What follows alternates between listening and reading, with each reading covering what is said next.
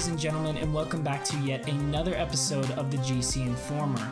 My name is Max, and we have some quick news stories to get into, so let's get right into it. First things first, it seems that PUBG will not be exclusive to Xbox after all. Company founder Chang Byung-yu basically just came out and said that he's making a PS4 version after the Xbox One version. He says they're already in talks with Sony and everything, and this makes perfect sense because Microsoft has always tended to avoid these types of questions when it came to people asking if it's going to stick with Xbox only. This is great for PlayerUnknown's Battlegrounds because the game has a bunch of success, and I know there's still a lot of console players that want to jump onto it. Speaking of PUBG, the company Bluehole just came out and said that they are announcing this new expansion called PUBG Corp. Basically, PUBG Corp is a worldwide expansion of offices in different places in the world so that the game can get a global development. Kang Han Kim, the CEO of PUBG Corp, came out and says, "This new structure allows us to be nimble as we look towards the expansion of strategic opportunities that include the game's potential in the esports sector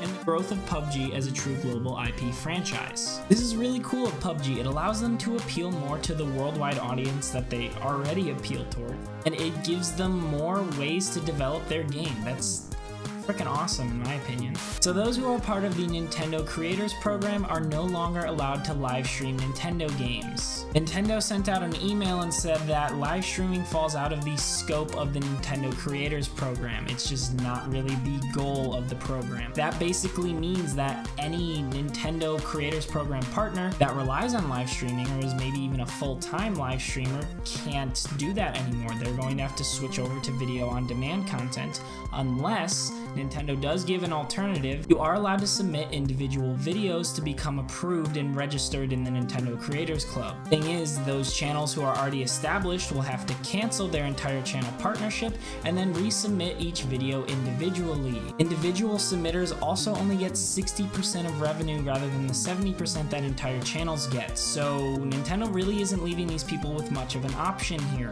This really sucks, and a lot of people are speculating that this is related to the PewDiePie situation. Now, it makes sense from a business perspective that Nintendo would be doing this because this gives them full control over any content that is associated with their games. At the same time, they really should provide an alternative for their dedicated live streamers. Now, they're not obligated to do that, but I really think if they want to stay in their fans' good faith, it's really in their best interest to do so.